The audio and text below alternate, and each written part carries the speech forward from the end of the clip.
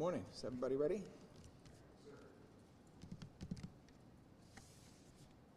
Dustin, do we have the mic up here? Yeah. It is? Okay. Thank you.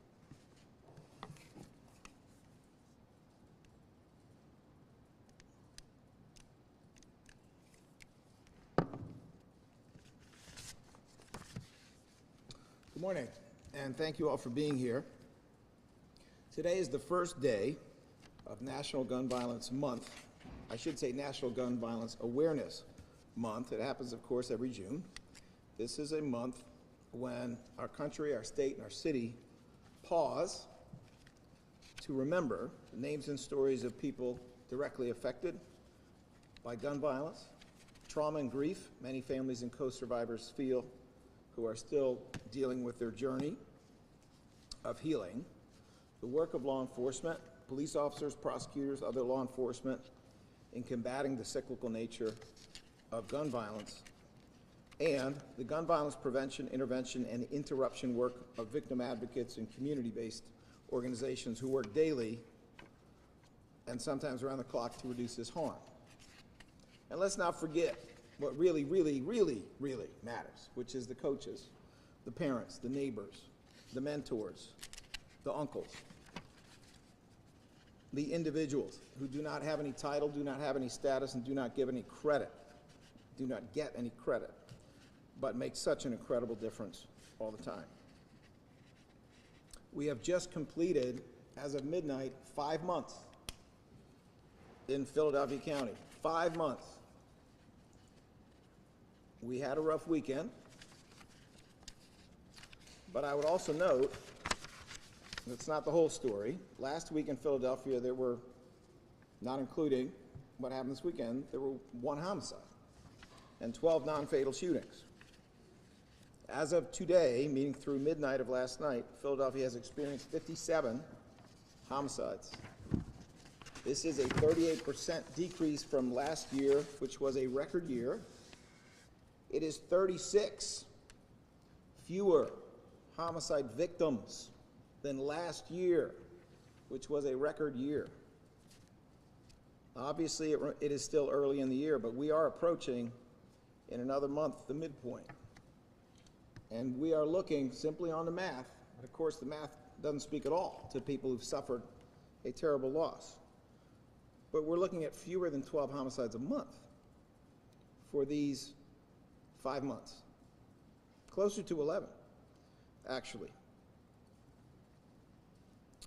To me, simply put, this is a reason why we need to recognize and we need to honor National Gun Violence Awareness Month. It's a reason to be encouraged that innovation, that forensics, that relentless police work, that not giving up on cases, even if it takes 3 years to solve, that all of this is absolutely essential. It is our hope that today's announcement doesn't just give some relief to a family impacted by shooting homicide in this particular case, but also to families waiting on justice from gun violence investigations that are still pending, cases still being prosecuted through criminal justice process. And let me just step sideways for a second to say, we have been trying pretty hard for years to have a cold case unit in this office, have sought funding or seeking funding now. We want that. There are far too many mothers and fathers who have never found out exactly what happened to their child or who did it, and who don't have accountability and don't have a consequence. With some of the forensic tools that are available, with the frankly relentless, serious investigation that I am seeing coming out of the Shooting Investigation Unit, who were so involved in this case, coming from folks we work with at the AG's office, agents at the AG's office, coming from the FBI, ATF, DEA, state troopers. There is a lot more that we can all do, and the parents and siblings, husbands, children of people who were lost to gun violence whose cases have not been solved deserve it, and we should remember that. Today we're here to announce charges against 4 defendants who are connected to a street group related to the homicide shooting of 16-year-old Jaseem Thomas. That's Jaseem Thomas. This shooting occurred in Southwest Philly in April of 2023. I'm not kidding, it took 3 years to solve. And the arrest is happening today. It also connects to a robbery that occurred on the very same day, actually within a very short period of time from the killing. Robbery was planned. Murder, you might say it had been brewing, but it was the result of a chance encounter on something that had been brewing for a long time. The defendants' names are Ibyn Freeman, that is I-B-Y-N is the first name, Freeman is F-R-E-E-M-A-N, date of birth January 14th, 2008. Ismail Freeman, I-S-M-A-I-L, Freeman, F-R-E-E-M-A-N, date of birth 2/6/2007. My understanding is that they are brothers. If I'm incorrect, that will be corrected. Kamal Burke, K-A-M-A-L, Burke, B-U-R-K-E, date of birth 12/15/2006. And Atum L, that's A-T-U-M, last name E-L, date of birth 7/30/2005. I want to recognize some of the good people who are here, a few of whom will be speaking to you shortly. They include ADA Bill Fritzy, Chief of the DAO's Gun Violence Task Force, ADA Adam Farai, a DAO's Gun Violence Task Force. Many others in the task force participated in this, and I'm going to leave it to Bill to make sure that they are recognized as well. ADA Sidney Pope is here, DAO's Homicide Non-Fatal Shooting Unit. Lieutenant Steve Johnson, Philadelphia Police Department Shooting Investigation Group, is here. Detective Kelly Gallagher, once again, Shooting Investigation Group of the Philadelphia Police Department.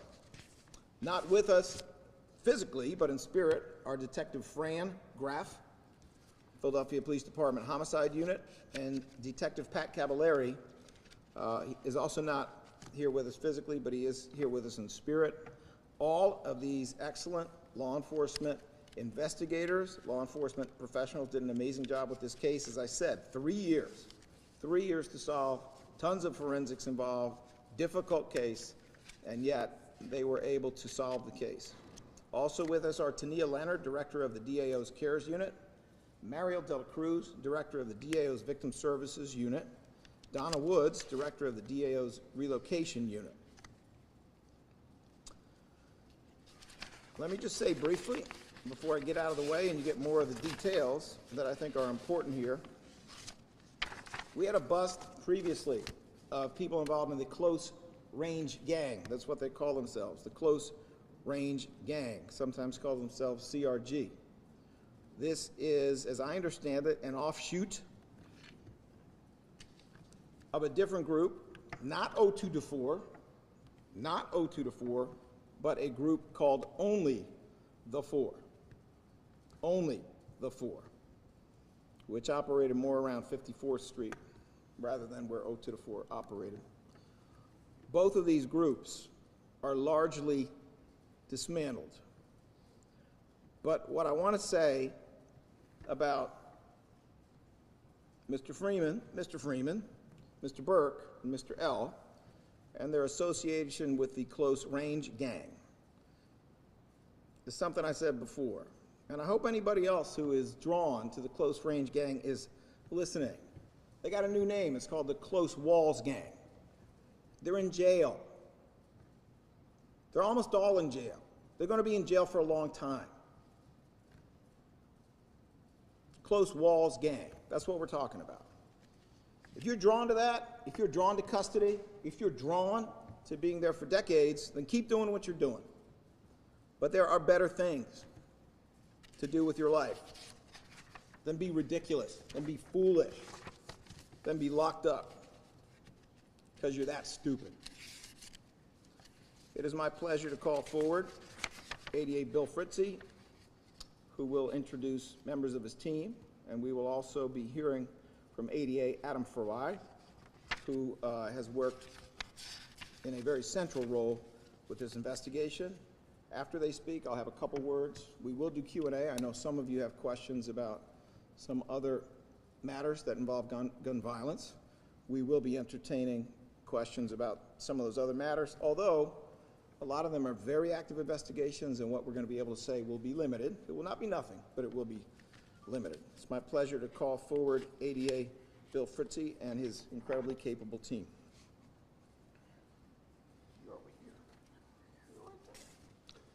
Good morning, everyone.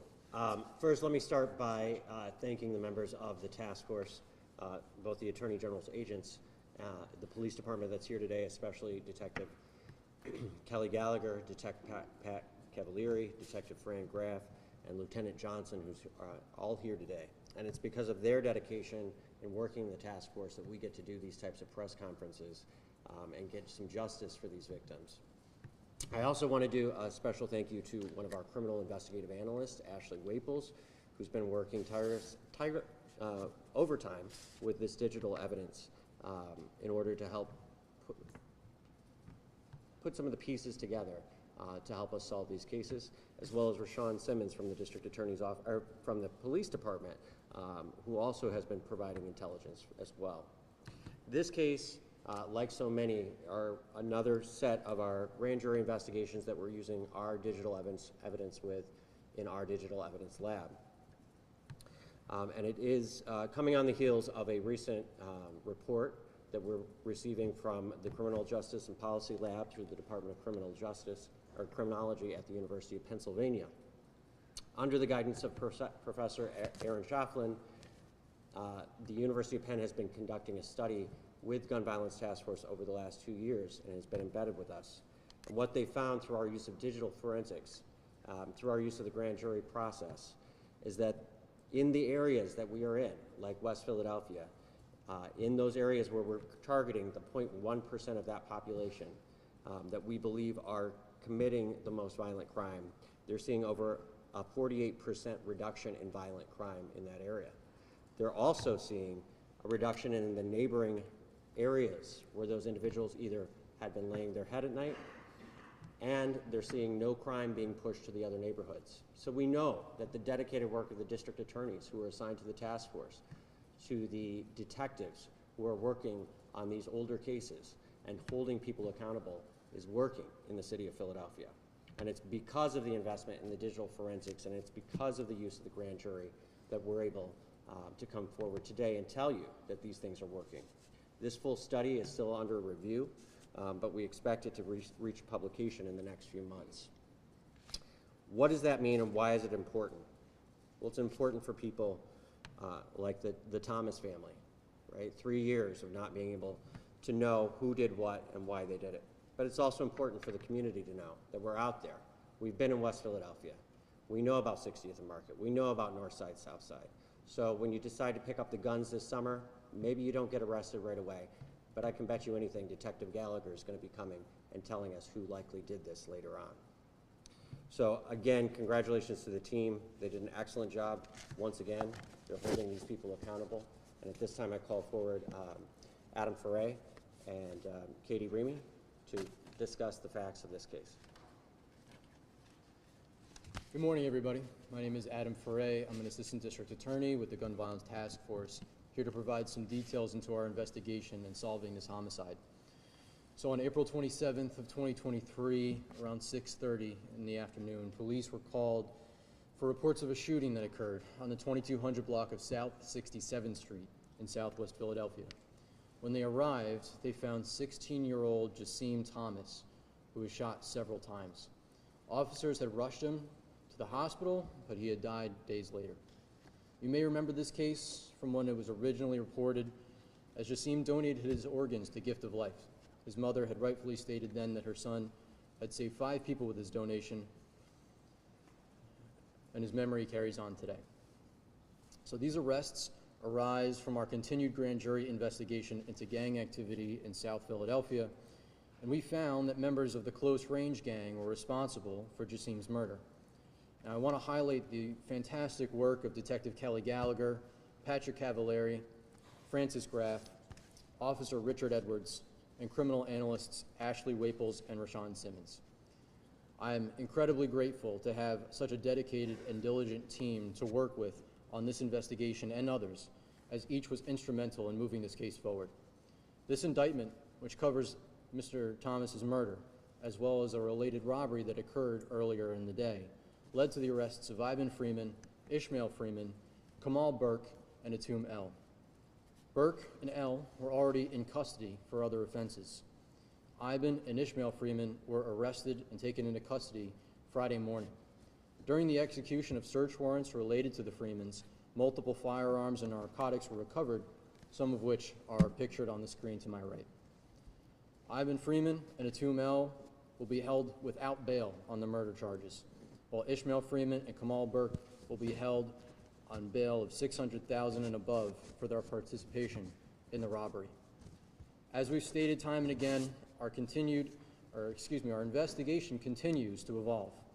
We expect that these indictments will continue to roll with additional arrests of any members of the close-range gang that continue to participate in group and gang violence and their affiliates as more cases are fully investigated.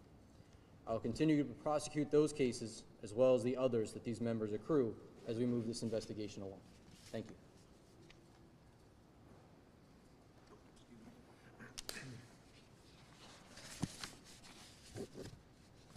My apologies to Rashawn Simmons, who was just recognized. I forgot to recognize him at the beginning. Analyst from the Philadelphia Police Department. Analysts are making a huge impact with these cases. Another thing I just want to point out, you heard Bill Fritzie talk about this criminological research into the use of special grand juries to investigate gang and group-based violence and its impact. And he mentioned these very impressive numbers for reductions. That's over 6 years. It's not over 6 minutes or 6 months. That's over 6 years. And yes, obviously there are some other factors in play, but a lot of times people talk about this as if, well, you take down a shooting group, the next day there'll just be another name, all their shoes will be filled, same guns, different pockets, you know. They talk about it in that way. This is 6 years. There is a real difference between what I often witnessed when I was a criminal defense attorney in the city of Philadelphia before I became a prosecutor and what is happening now. There is a shift. Some of it is forensic, which makes a tremendous difference. Some of it is organizational, both with the police department having the wisdom to have the shooting investigation group, and also with the DA's office emphasizing the use of Gun Violence Task Force as a deep dive investigative tool rather than just being for straw purchases, but also combining the homicide unit with the non-fatal shootings unit. Some of it is organizational.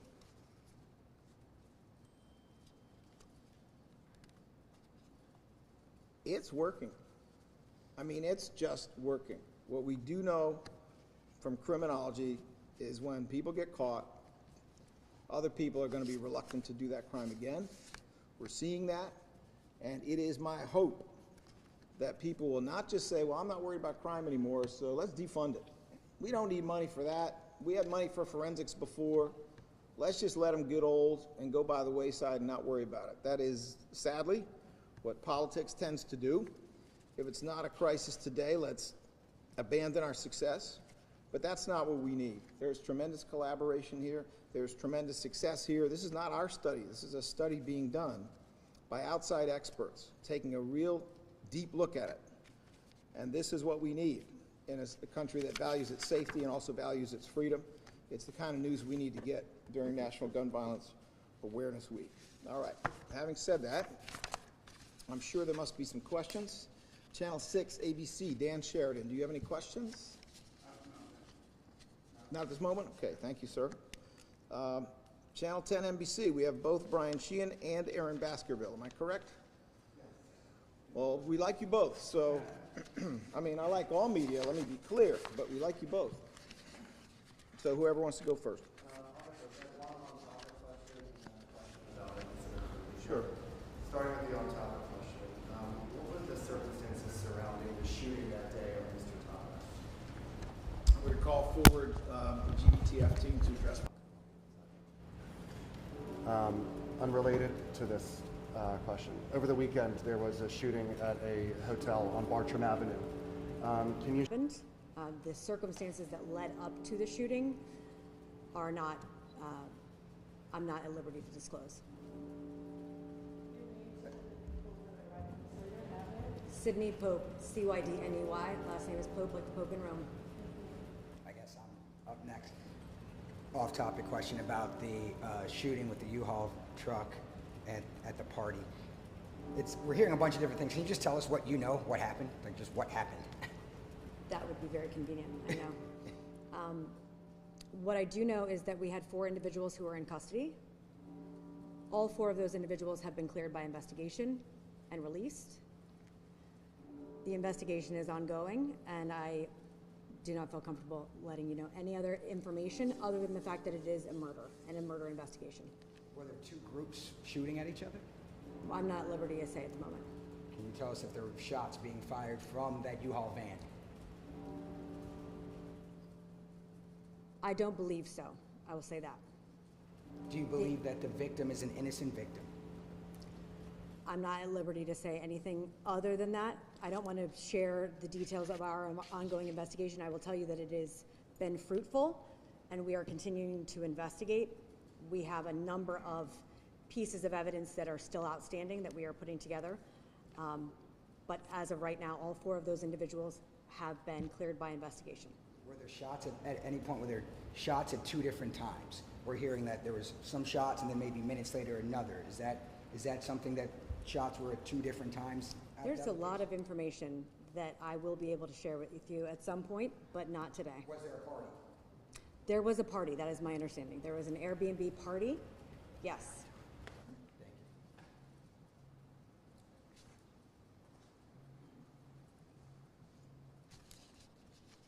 All right, let me see.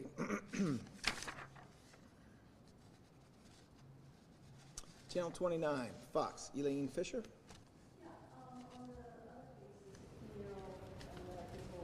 Were the arrests today? Was at one point you said today, and then somebody was saying Friday? So, Friday morning, Ishmael and Ivan Freeman were taken into custody and arrested. Kamal Burke and Atum El, who were already in custody when the arrest warrants were approved, will be processed within a week or so. Yes. Somebody had talked about like digital evidence in this case. What type of evidence might that be? So since it's a grand jury investigation, I can't go into too much detail about that, but it's electronic forensics, primarily that we used in both media files, communications, that sort of thing. That's fair to say. Anything else, Ms. Fisher? Thank you. Philadelphia Inquirer, Ellie Rushing. Sorry for my voice. Are all 4 of them being charged with murder, or just 2? I'm going to let them come forward. I do want to make a point, though, because I don't think we covered it entirely. There's also a robbery that occurred on the same day, which is a separate but closely related in time event. Sure. So Ivan Freeman and Atum El have been charged with murder. Ivan Freeman, Atum El, Kamal Burke, and Ishmael Freeman have been charged with robbery. So just Ivan Freeman and Atum El have been charged with the murder. All 4 of them had been in the car, lying in wait for Jassim. So do you believe that the other 2 were also like in the car at the time of the murder? So I can't make any comment on that, but I will say that the vehicle that was used throughout the day was used in both the robbery and the homicide. Are there any other questions? Okay, thank you. Yes, sir. Given that the 4 suspects who were arrested and cleared this morning, all suspects are still on the loose, all right? All potential people involved are still on the loose, correct? Yes, we do not have anyone in custody that is, we do not have anyone in custody on that matter.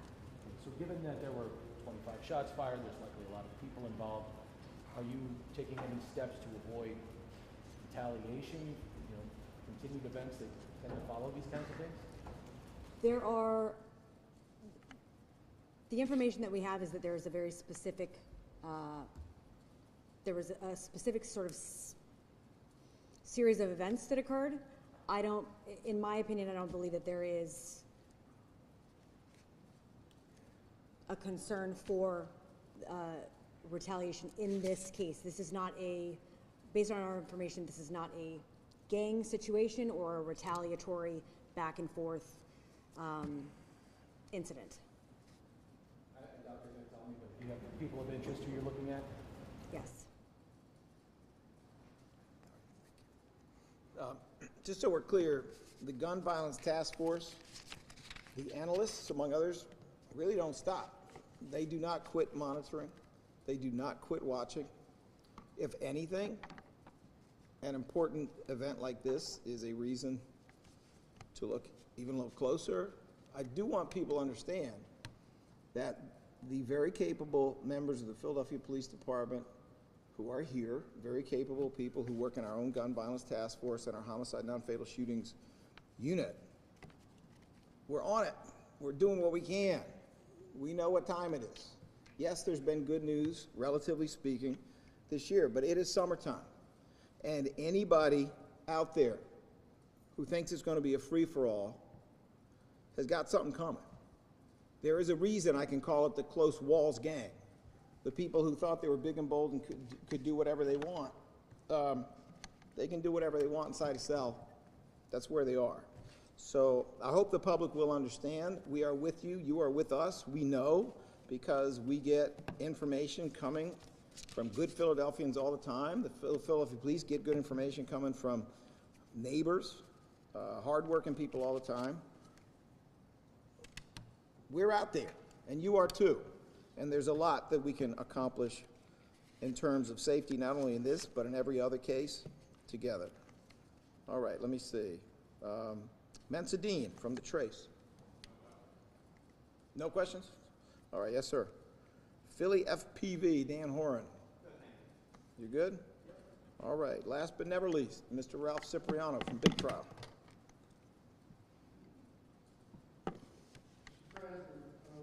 On May 18th, I asked why you dropped voluntary manslaughter charges against John Kelly, a homeless career criminal who was captured on video last September outside a 7-Eleven at 12th and Chestnut in Center City, shooting 33-year-old Lauren Jardine to death with her own gun. You, sir, responded by saying you were reading the Bible recently and you discovered that one of the, quote, children of Adam and Eve, unquote, had committed a crime. Last week, Mr. Kelly was caught on video at 11th and Market, threatening a man with a long knife and telling him, quote, I'll kill you and your family, unquote. Do you think the residents of Center City, sir, care about your astute biblical observations, or do they care about not running into an armed and dangerous homeless killer whenever they walk outside their apartment or condo? Well, I think that the Bible and other sacred texts should be a moral compass for all of us. I think it's very important that we all care about the truth and that we do what's right instead of wrong. Charges were dropped against John Kelly because the video clearly showed he was innocent.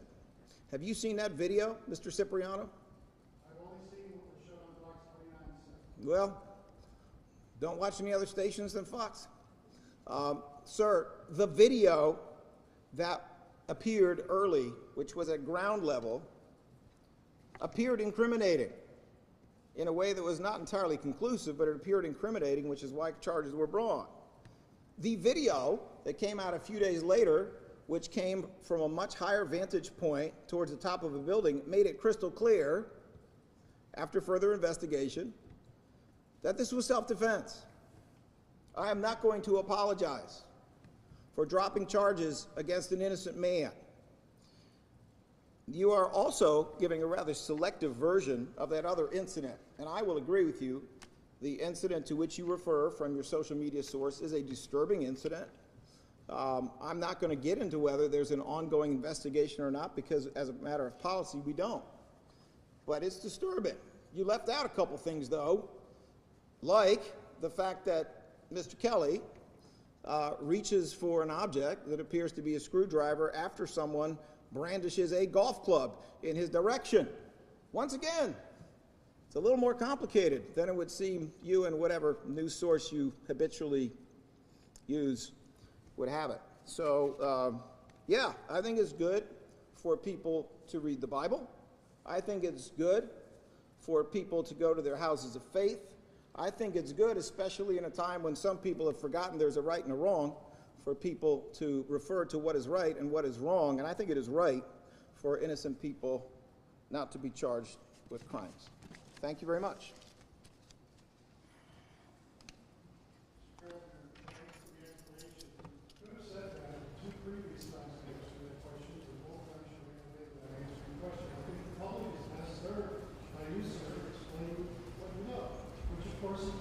Well, I appreciate your thoughts, sir, as always. Thank you.